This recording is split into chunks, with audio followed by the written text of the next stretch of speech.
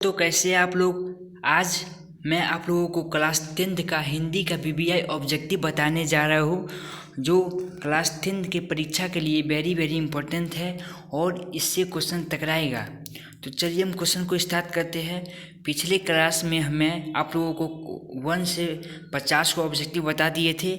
आज हम लोग 51 से पढ़ने जा रहे, क्वेश्चन नंबर 51 से ऑब्जेक्टिव बताने जा रहा हूँ। कृपया क्लास को शेयर कीजिए और लाइक कीजिए।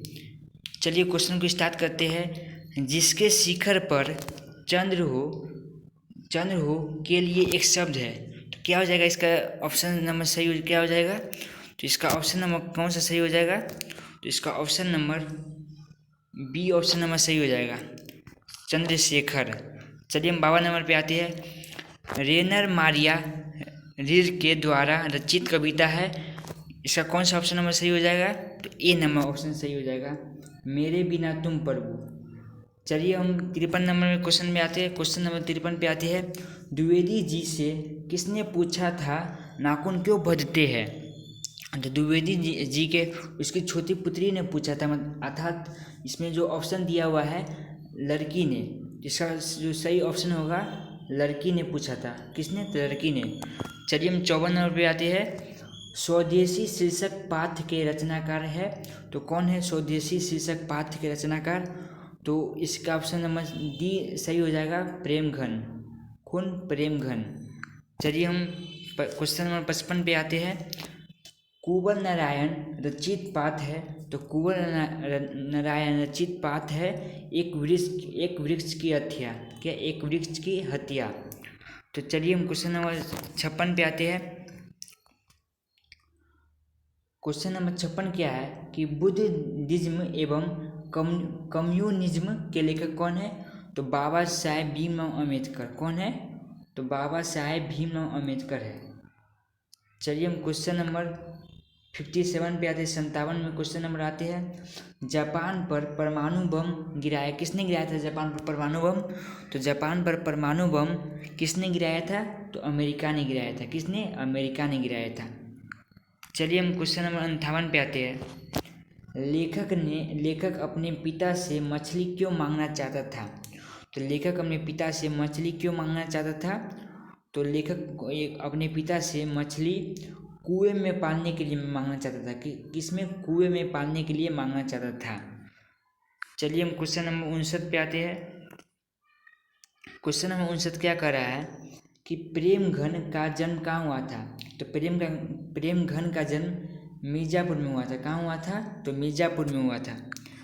चलिए हम क्वेश्चन नंबर 60 पे आते हैं।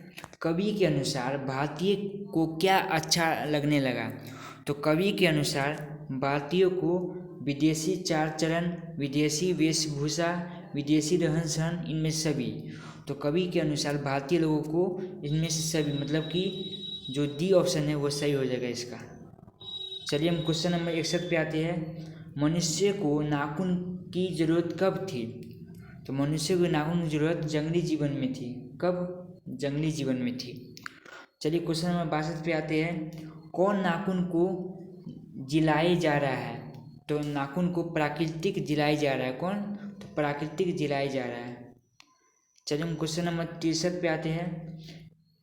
पिताजी ने, सॉरी दोस्तों एक मिनट रुकिए।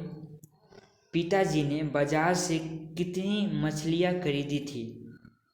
तो पिताजी ने बाजार से कितनी मछलियाँ खरीदी थी? पिताजी बाजार से कितनी मछलियाँ खरीदी थी? तो 2। कितनी? तो 2 खरीदी थी, 2। चलिए हम क्वेश्चन नंबर 64 पे आते हैं। क्वेश्चन नंबर 64 क्या कह रहा है कि पेड़ पर कमरा किनकी रचता है? मतलब पेड़ पर कमरा किनकी रचता है? तो किनकी रचता है? तो विनोद कुमार शुक्ल। ये यहाँ पे रचना होगा तो रचता हो गया, कोई बात नहीं, सॉरी दोस्तों। इसका ऑप्शन हो जाएगा विनोद कुमार शुक्ल। चलिए हम क्वेश्चन नंबर 65 पे आते हैं। कविता नहीं है, तो कविता शिक्षा और संस्कृति। कविता कौन नहीं है? शिक्षा और संस्कृति। इसका ऑप्शन जो डी नंबर ऑप्शन सही हो जाएगा, शिक्षा और संस्कृति। चलिए हम क्वेश्चन नंबर 66 पे आते हैं। भारतीय क्वेश्चन नंबर 66 क्या कर रहा है? 66 क्वेश्चन नंबर 66 है कि भारतीय संविधान के निर्माण में महत्वपूर्ण भूमिका किसने निभाई है? तो भीमराव अम्बेडकर ने। किसने? तो भीमराव अम्बेडकर ने निभाई थी। चलिए क्वेश्चन नंबर हम 67 पे आते हैं। कवि ने जलपात्र किसे कहा है? तो कवि ने जलपात्र किसे कहा है? तो कवि ने जलपात्र भक्त को कहा है। किसे कहा है? तो भक्त को कहा है। चलिए क्वेश्चन नंबर 68 पे आते हैं। कौन अपना अर्थ खो बैठेगा? तो कौन अपना अर्थ खो बैठेगा? कौन अपना अर्थ खो बैठेगा? तो भगवान। ऑप्शन इसका जो सही होगा वो ए नंबर ऑप्शन इसका सही होगा, भगवान। चलिए 69 पे क्वेश्चन नंबर 69 पे आते हैं। फ्रांस का प्रमुख कला केंद्र रहा है कौन? एफिल टावर अवनियो। तो इसका ऑप्शन नंबर सही हो जाएगा ए और एफिल टावर अवनियो। ए और बी दोनों, सी में है ए और बी दोनों, तो इसका ऑप्शन जो सी नंबर हो जाएगा ए और बी दोनों। मतलब फ्रांस के प्रमुख कला एफिल टावर और अवनियो केंद्र है। कौन है? एफिल टावर और अवनियो केंद्र। चलिए क्वेश्चन नंबर 70 पे आते हैं। ला शत्रुज क्या है? तो ला शत्रुज क्या है? तो ला शत्रुज ईसाई मत है। क्या है? ईसाई मत। चलिए हम क्वेश्चन नंबर 71 पे आते हैं। पिकासो क्या थे? तो पिकासो क्या थे? चित्रकार थे। क्या थे? तो पिकासो चित्रकार थे। चलिए क्वेश्चन नंबर 72 पे आते हैं। सुजान सागर किसकी कृति है? तो सुजान सागर ज्ञानानंद की कृति है। किसकी कृति है? तो सुजान सागर ज्ञानानंद की कृति है। चलिए क्वेश्चन नंबर 73 पे आते हैं। तो क्वेश्चन नंबर 73 क्या कर रहा है? मछली से कौन डर रहा था? तो मछली से कौन डर रहा था? संतु डर रहा था मछली से।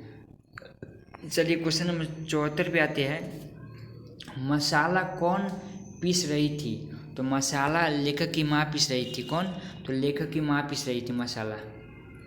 चलिए हम क्वेश्चन नंबर 75 पे आते हैं। द्विवेदी जी ने निर्लज अपराधी किसे कहा है? तो नाखून को। द्विवेदी जी ने निर्लज अपराध नाखून को कहा है। किसे? तो नाखून को कहा है। चलिए क्वेश्चन नंबर 76 पे आते हैं। शिक्षक का अर्थ क्या होता है? तो मोम। शिक्षक का अर्थ क्या होता है? तो मोम होता है। चलिए क्वेश्चन नंबर 77 पे आते हैं। सुमित्रा नंदन पंत ने मिट्टी की प्रतिमा उदासीनी किसे कहा है? तो किसे कहा है? तो भारत माता को कहा है। भारत माता को कहा है। चलिए क्वेश्चन नंबर 78 पे आते हैं।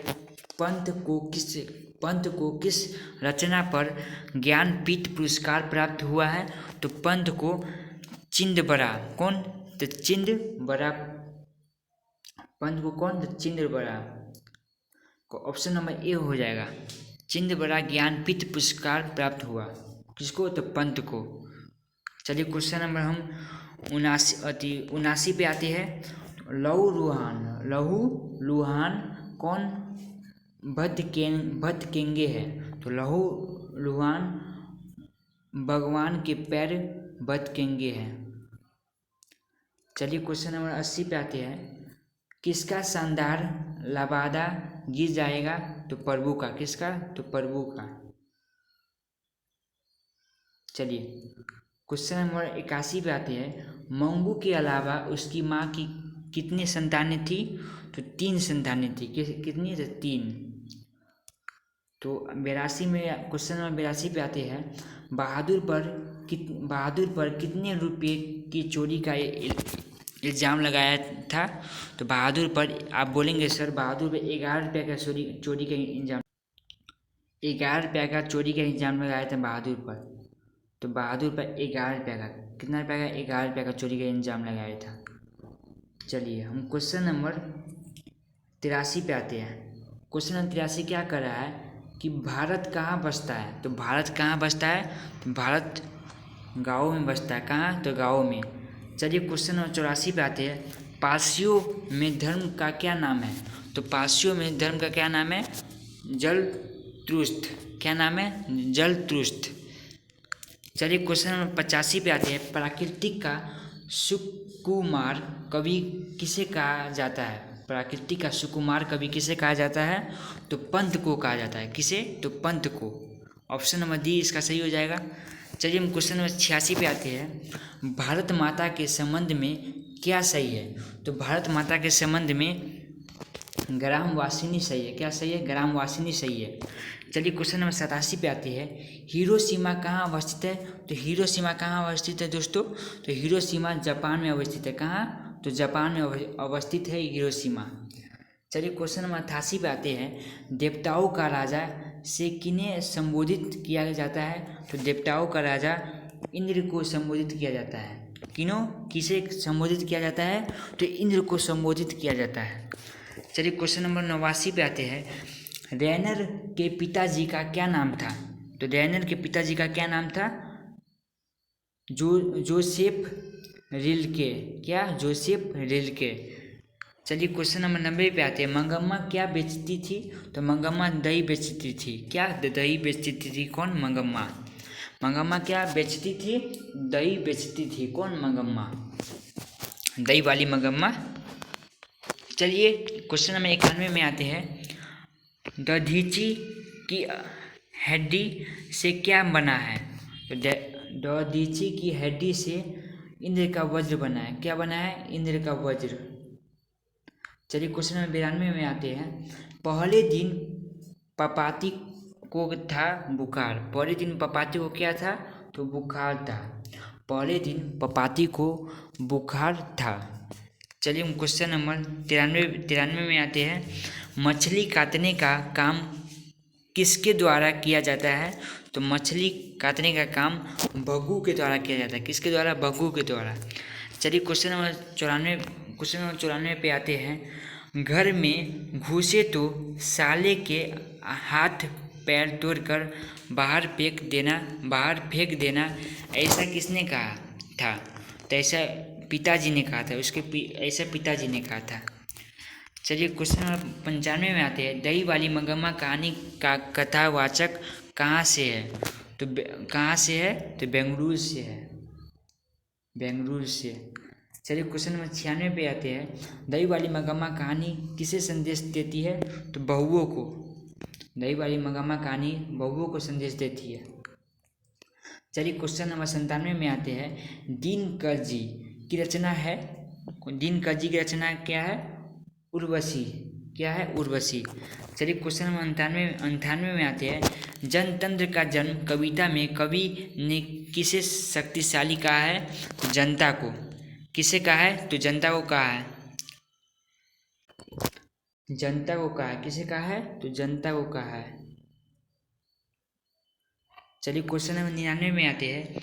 नेपाली भाषा किसकी लिपि है? तो नेपाली भाषा देवनागरी लिपि है। कौन लिपि है? नेपाली भाषा देवनागरी लिपि है। चलिए क्वेश्चन नंबर 100 में आते हैं कि नागरी लिपि के आरंभिक लेख मिले हैं दक्षिण भारत से। नागरी लिपि के आरंभिक लेख दक्षिण भारत से मिले हैं।